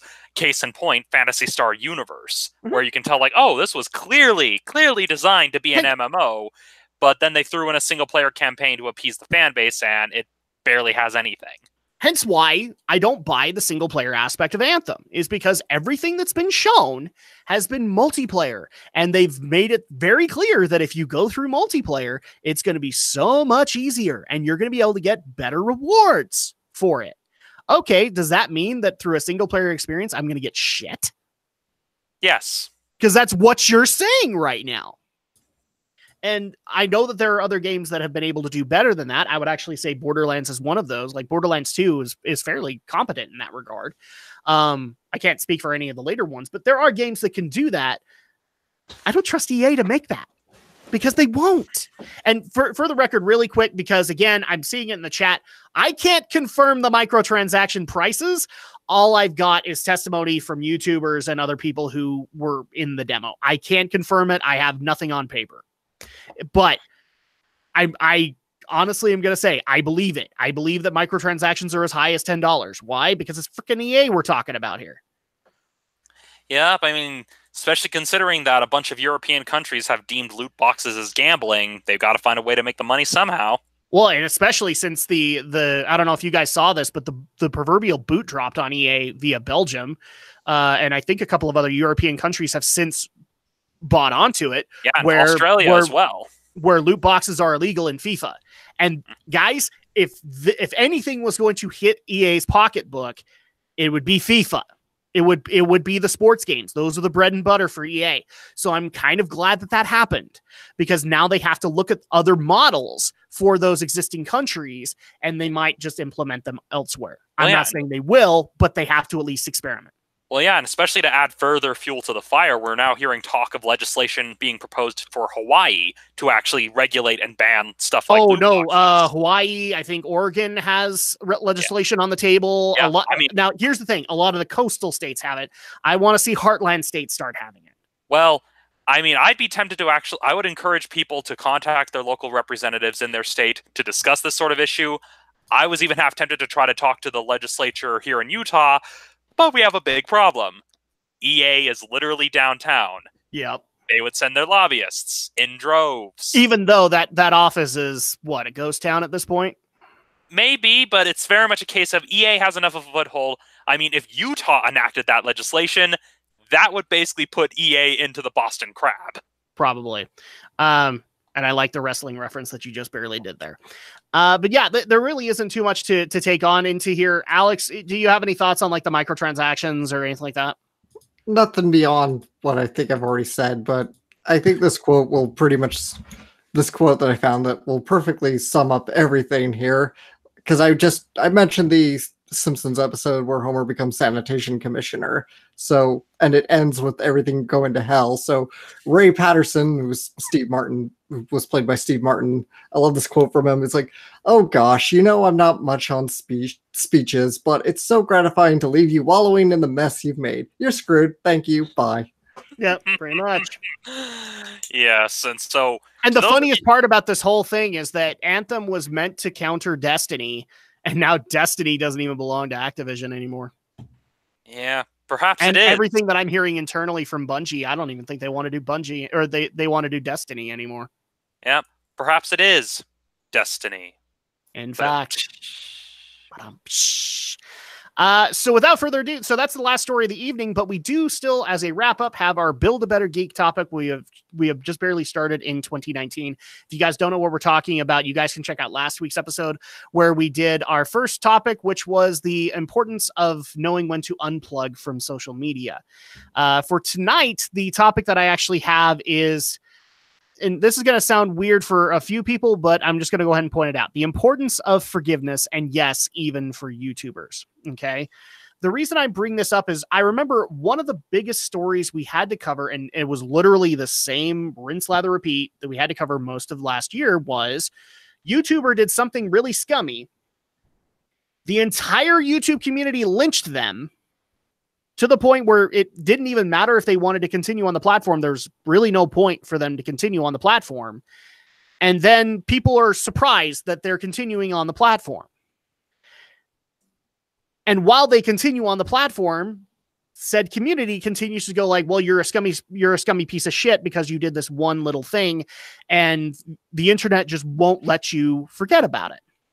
And frankly, I don't necessarily agree with doing that anymore. Because the bottom line is that when instances like this happen, I'm going to throw out an example, and people aren't going to like this, but Mundane Matt is the perfect example of this. Whether you liked him, whether you hated him, as soon as his incident happened, where he was flagging other people he disagreed with, then he basically got a YouTube public lynching, is what happened. And people were shocked the next week when, even though he's admitted on a couple of videos up to that point, is he was using YouTube to be able to, put bread on the table for his family. Okay. So he can't necessarily discontinue that while going to look for Starbucks, or for going to look for a job at Starbucks kind of thing. He has to keep what he can going. And people gave him crap for that. And I'm not saying that you're in the wrong, but eventually the question that I have to ask is, when do we stop being mad about it? And when do we actually look at him and go, okay, we're going to give you some room to actually do better, to prove through your actions that you're not going to do these actions again. Okay. Monday Matt's a bad example because Monday Matt has since come out and basically waged war with YouTube, but it's a legitimate question. There are people who have done stupid things. I'm pretty sure that in our YouTube careers collectively, we've all done stupid shit on our channels that we wished we wouldn't have done. And so at that point, when do we stop getting punished for it? When do we stop getting penalized for it as far as the community is concerned? And the community, I'm not saying you have to forgive entirely, but like, when do we actually get a chance to redeem ourselves kind of deal? And the perfect example that I want to bring up with is, I can't remember which one it was, Alex, and maybe you can help me out with this, but I admitted on one of our Let's Plays on Draken Shadow that I had started watching completionist episodes again. Okay. Just out of nowhere. I completely missed that. I remember bringing it up, and I think you were playing Hat in Time or something like that. I'm thoroughly convinced it was Hat in Time that I brought this up, but I started watching completionist episodes again. I admit this, the part goes up, and I immediately get messages saying, how dare you, because you said you were never going to go back to him because of the situations that happened with Gerard and Greg Wilmot. And apparently I'm just 100% hypocrite because I don't even hold to my own standards, et cetera, et cetera, et cetera, et cetera, et cetera. But here's what happened in that regard.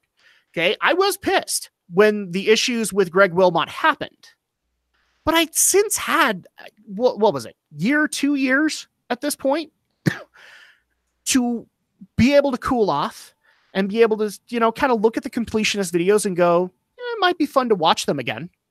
It might be fun to be able to go into them. I don't know if I could forget the whole situation with Greg.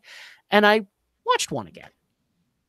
And I thought it was fine. I didn't think the one thing I will say is, like, completionist post Greg is still something for me to get used to.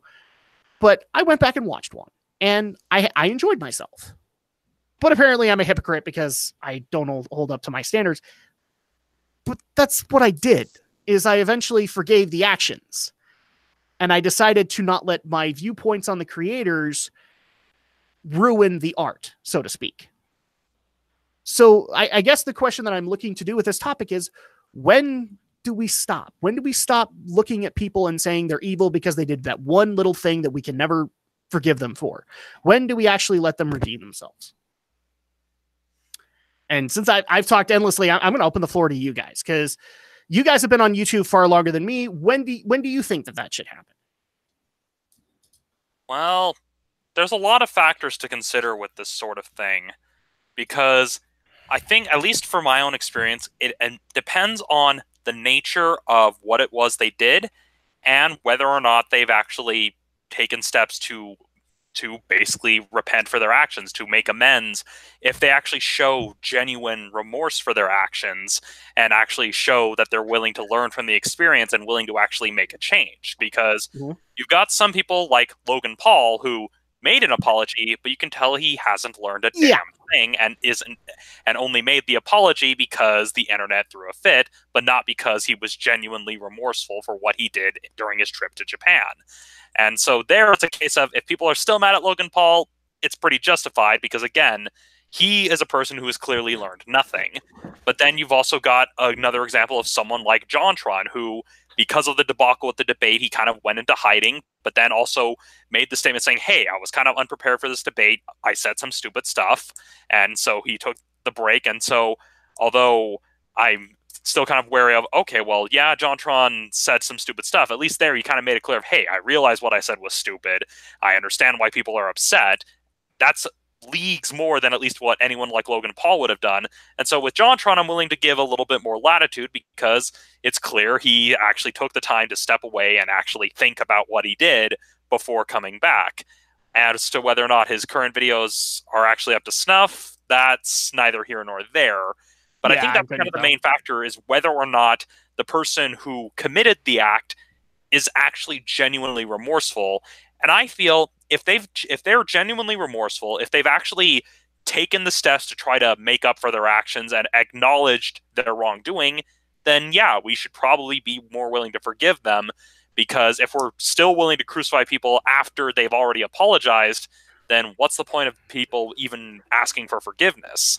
Yep. And that's the way I feel on this regard, is that if the person has genuinely shown remorse, I mean, a good example of a channel I have yet to go back to would be Channel Awesome, because after everything that happened with Channel Awesome, there's been no efforts made to actually make amends for all the crap that they pulled.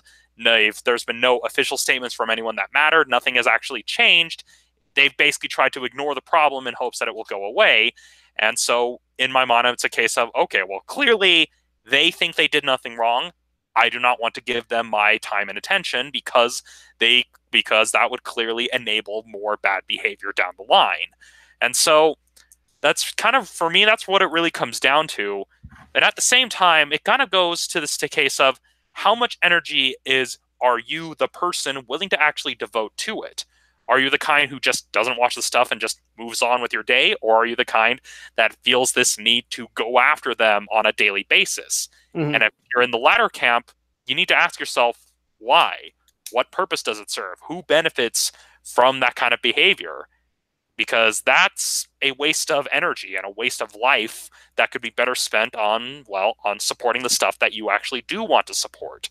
But from what I can tell is, like, you and I both kind of have the same agreement. Like, creators need to be given that opportunity to try and redeem themselves. And right now, unfortunately, if you're on YouTube and you've done something like, say, report a fellow YouTuber for saying bad shit about you, you don't really have the opportunity to redeem yourself, because you're immediately being written off. Yeah, and there's definitely some other examples. I mean, an example of a creator that I also refuse to support, because he clearly did not acknowledge what he did was wrong, is Nobuhiko Watsuki, the creator of Rurouni Kenshin, who many people forget, and this is, again, riding the lines of the no politics rule, literally was arrested for possessing child pornography that he purchased using money he made off of Rurouni Kenshin. And the fact that Shueisha is still letting him finish the arc he was working on for Kenshin, and basically gave the typical statement of, he's really sorry for what he did. The anime man pretty much gave a proverb that summarized it perfectly. If apologies were enough, we would not need police officers.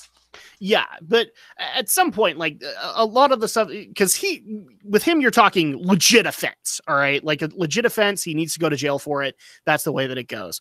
But what I'm talking about is, like, just minor infractions. When you look at the grand scheme of life, it's just unfortunate that people's actions impacted somebody else's YouTube channel. And so at that point, they are immediately vilified and in turn just kind of publicly lynched to be able to make other people feel better. And in some cases, I honestly believe that instead of giving people a chance to redeem themselves, they instead just go down the road of, oh, you're making content still? No, I'm going to continue to shit on your parade just to make myself feel better. And that's kind of how those are approached. Well, yeah. And all I'm saying is give them a chance to be able to redeem themselves. Yeah. I mean, there's a reason that the court of public opinion is not a real court, because like people, I mean, we're all human. We all make mistakes. We all sometimes say really, really stupid stuff. Sometimes we do really, really stupid things. And again, that's what makes or breaks it with people, is if they're willing to admit their mistakes and grow from their actions and are actually taking steps to learn and try to do better, then they should be given that opportunity to do better. Yeah. As for the people, I guess the best way to kind of explain this is that if they're actually trying to move on from the negativity, what is the benefit of constantly reminding people of that dumb mistake? Again, who benefits? To what purpose does that serve? I mean, are you just the kind of person who is vindictive enough to never let that sort of thing go? Then again, you should ask yourself, why? Why does that particular thing get you so riled up? And most people, when presented with this question, tend to clam up because they realize that it does seem kind of petty and pathetic. Yeah, Alex, you and I have kind of brought this up over the last couple of months, specifically with I know that this has been brought up on Dragon Shadow, where we talked about, say, Doug Walker in this regard. Like, can he be redeemed from the actions that he took? And would people actually be willing to give his channel a second chance again, kind of thing? Like, Doug Walker, I know, is a solid one that's gotten brought up. Another one, I think at one point we brought up whether or not Billy Mitchell deserves any kind of redemption on Dragon Shadow. Stuff like that. Where do you stand on it?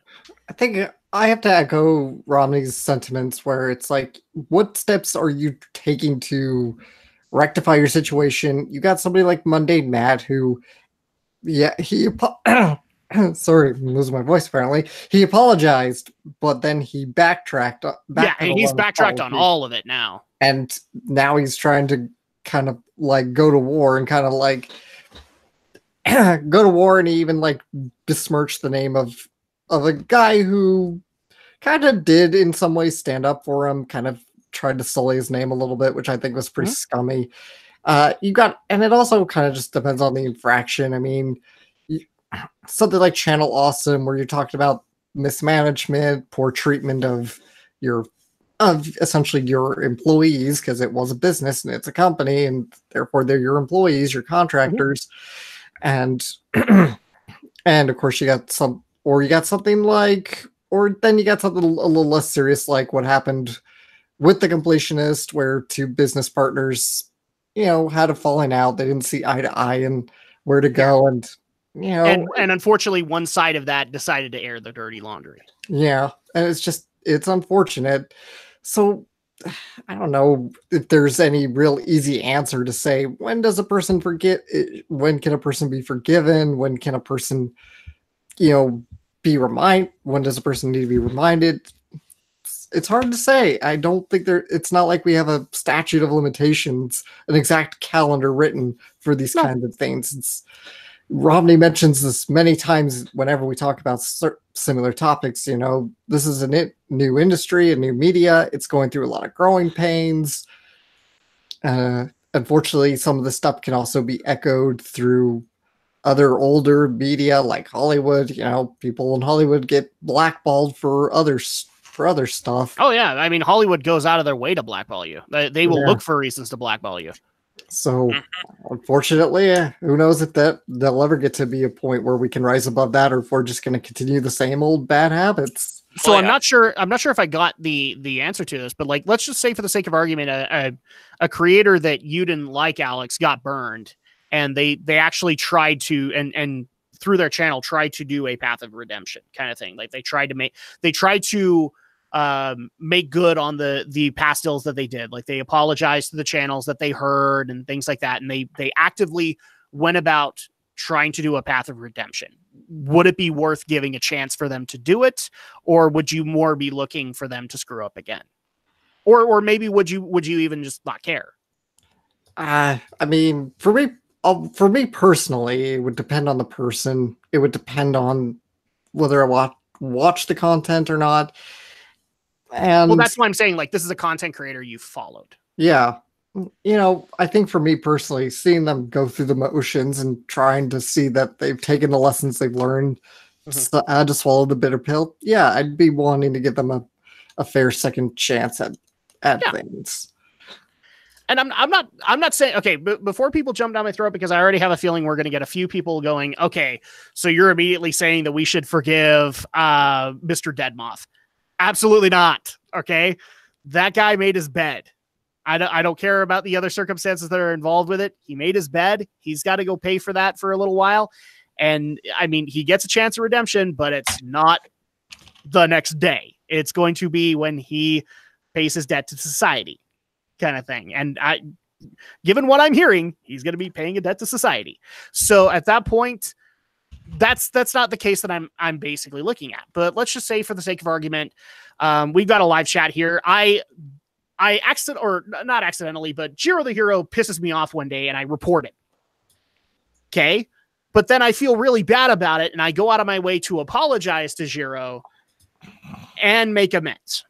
Am I allowed to be able to do that? That's really what I'm aiming for, is like, because big YouTubers, we can't stop what they're going to do.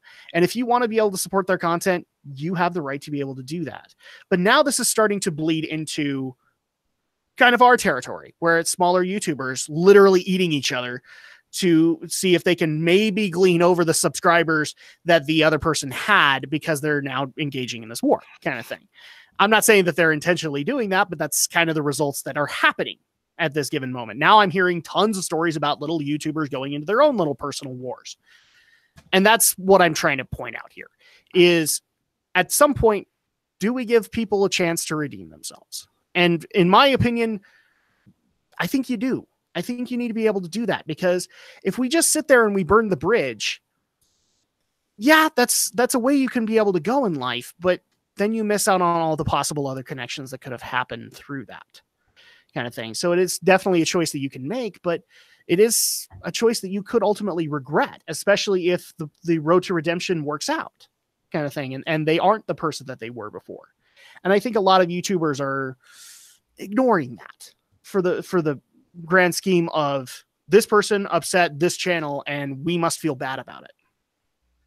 And the other thing that I'd also like to point out with it is that this kind of also goes in conjunction with the reason to unplug from social media last week, is unfortunately social media just adds stress to every single one of us and adds anger to a lot of us.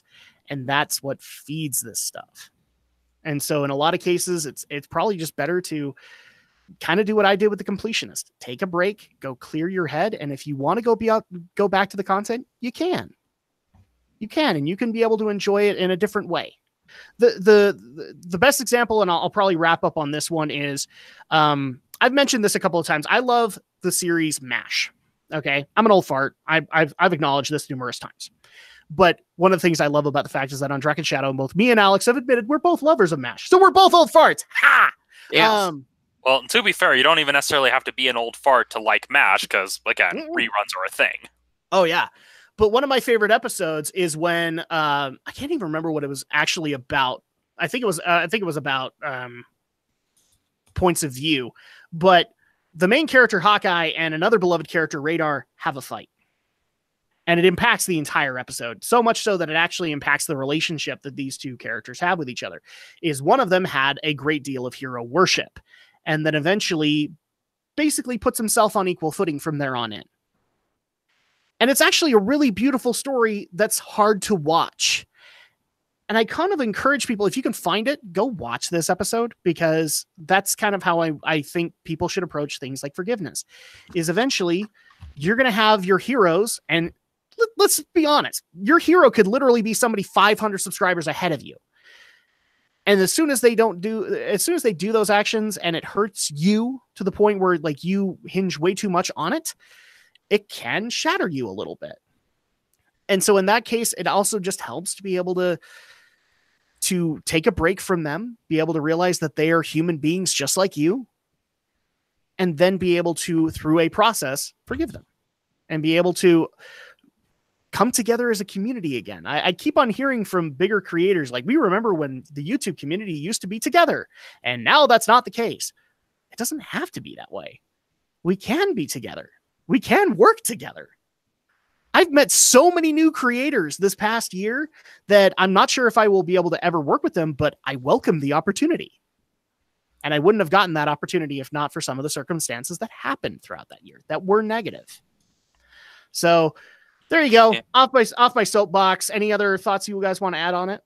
Well, I think another thing to that people just need to understand, and it's something our culture does, is that we have this tendency to put the people we admire on these large pedestals and assume they can do no wrong. But yep. as Rojas from Martial Arts Journey, formerly Aikido Shiolai, put it, he was speaking as someone who used to be like an Aikido instructor that a lot of students looked up to. We have to acknowledge that people are flawed and people are prone to make mistakes, and we have to be willing to acknowledge that, well, they're only human, and we can't really expect everything to kind of adhere to one point of view. Mm-hmm.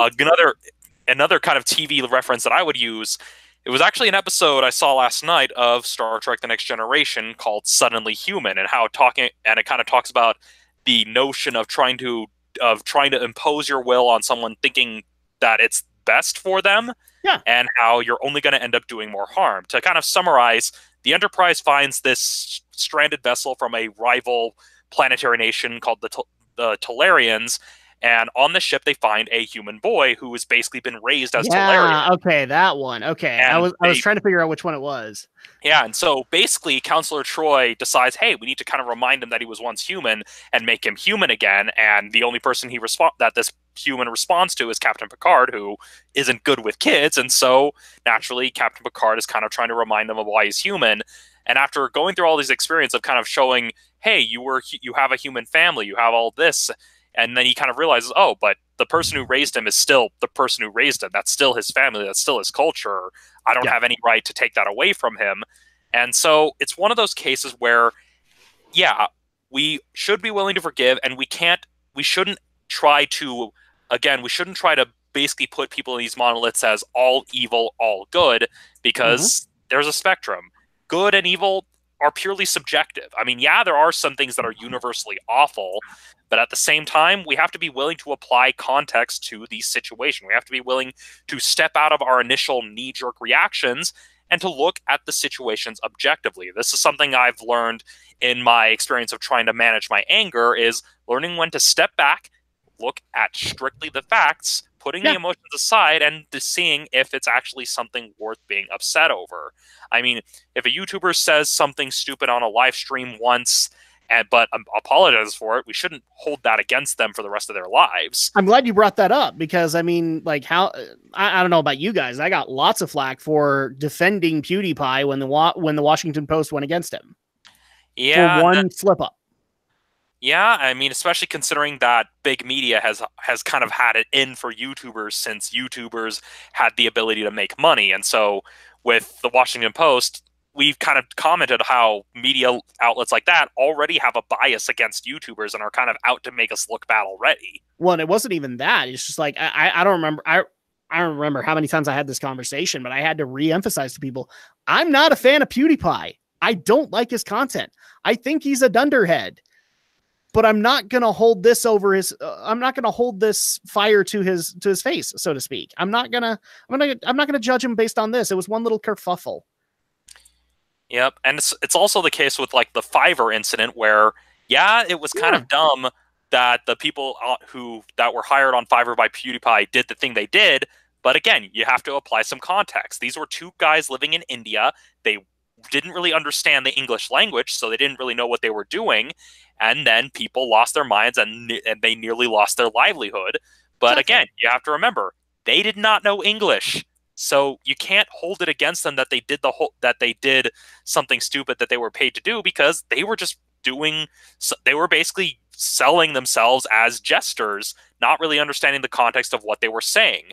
I mean, it's something that we see with Japanese talk shows, how people taught Will Smith the Japanese word for nipple and said, oh, it means like good or great, just so they could laugh at him saying the word nipple over and over again, making fun of the fact that he doesn't actually know what it means. So again, you need to learn to step back, look at the facts, and apply some context.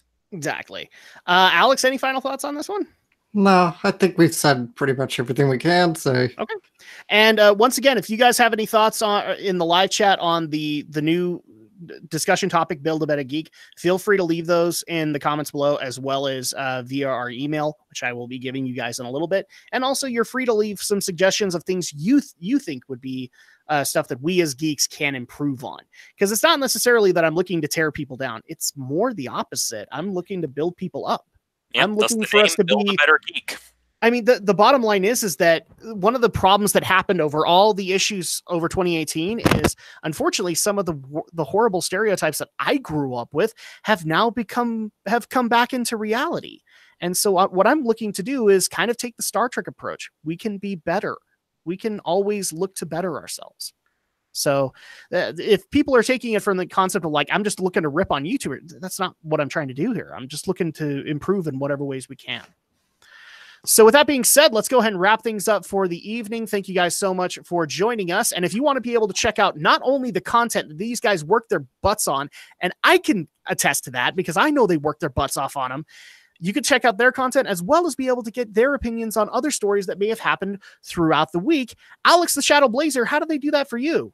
I'm on YouTube. Shadow Blizzard 3000 is my channel, and I do anime content reviews and occasional some gaming content. And when you always want to know when a new video gets blasted out, then follow me on Twitter at AlexJShort. I'm trying to remember, what was the last video that you put up? You got a review up this week, didn't you? Not this week, last week. Last week. Yeah, it was my newest review is Princess Principal, which is up for everybody to see because, as I mentioned, I originally ran into copyright snags, but that got all resolved because they were all released. So always happy about when that happens. So I'll probably get into the early planning stages. I'm planning on Fruits Basket as of my next review. I just got to sit down and work on it. All right. And also, just as a quick plug, I do this every now and then, but just in case you guys want to see me and Alex tackle Let's Play content, you can do so at youtube.com/DrakAndShadow. And you'll be able to see our, wow, I don't even know the number, but I'm pretty sure we're 60 plus at this point, Let's Plays that are completed that you guys can check out on the channel. And we've actually got some major plans in store this year alone. So you guys can look forward to that. Stephen Romney, how do people get a hold of you? Well, you can always find me under my handle, Studio Ghost Utah. That is my handle both on YouTube and on Facebook. I do upload to both. When I have something I can upload to both. And I am also on Instagram under Romney Does Art, where I post pictures of food that I cook, cats, bagels, cats, and vague tidbits and advice about Nintendo games when I feel so inclined. And I am also on Twitter, which is probably the best way to send me suggestions, to send me stories. Seriously, Adam has 2 kids, so he's got enough on his plate. I won't bite, not even if you ask me to, people. I'm not into that sort of thing. So if you want to get a hold of me, my Twitter handle is @RomneyReviews. So once again, Studio Ghost Utah, YouTube and Facebook, Romney Does Art on Instagram, and @RomneyReviews on Twitter. And as for this week's Romney's recommendation, although I'm showing my hand a little bit regarding a discussion topic for Martial March, I'm going to recommend a film that I watched that I'm still thinking about even after watching it, long after watching it, and that's a 2011 movie called Shaolin. Now, here's why it came to mind. Shaolin is a very deep and philosophical martial arts film. It was something that I didn't expect, and it focuses on a character who at the beginning was a very vicious, brutal warlord so consumed by anger to the point that it costs him everything. And after he's lost everything, including his family, his home, he's basically reduced to nothing. He has to go on this long spiritual journey to learn to let go of his hatred, which is why I feel this recommendation is very apt considering tonight's Build a Better Geek topic. But instead of linking to the trailer, I'm going to be linking to a music video of the film's theme song, Wu, which translates to Enlightenment, sung by the film's star, Andy Lau. So that's this week's Romney's recommendation, is the film Shaolin, available from Well Go Entertainment. All right. And if people want to be able to go a hold of me specifically, you can do so now that I'm back officially on social media. I literally started things back up today. You could follow me on Twitter at Drac2326. And now I'm officially on Instagram under the exact same tagline, Drac2326. I have a feeling that you're not going to really be getting gaming content alone. I am a family man, so you're probably going to get some kid pictures and stuff like that. So just be prepared for that. But I just barely joined today, so I'm not sure what content you're going to get there. But you could follow me on Instagram at Drac2326. And if you want to be able to get a hold of the podcast directly, the first thing that we recommend is you follow the RSS feed. But I have a little bit of an announcement in regards to that. So originally you could go to geekyweek.podomatic.com, and that's still active. But in case you're already subscribed to it, you might see a little bit of a hiccup happening over the next couple of weeks, as you might get repeat episodes, things like that. That is because we are actually moving over to a whole new marketplace with the RSS feed. And so there's going to be some transition hiccups. So just be aware of that. But right now you can go to geekyweek.podomatic.com. That is where the RSS feed is hosted. And as soon as we get completely transferred over, I will give you guys the brand new RSS feed. But trust me, there's some great things in store with that transition. So geekyweek.podomatic.com. You can also follow us on social media under the exact same tagline, which is Geeky NRO for both Facebook and for Twitter. And you'll be able to get up to the minute information when we're going live, stuff we're going to be talking about. I'm also going to be involving you guys in things like in the Build a Better Geek segments. Maybe, I don't know, Romney will bring out the Romney's recommendation and bring that to you guys. I don't know. We're working things out, and the sky's the limit. But you are going to be able to see some social media interaction very soon. And also, if you want to be able to submit stories, submit topics for Build a Better Geek, submit topics maybe for Romney's recommendations, we've had that in the past, you can do so at geekyweek@gmail.com.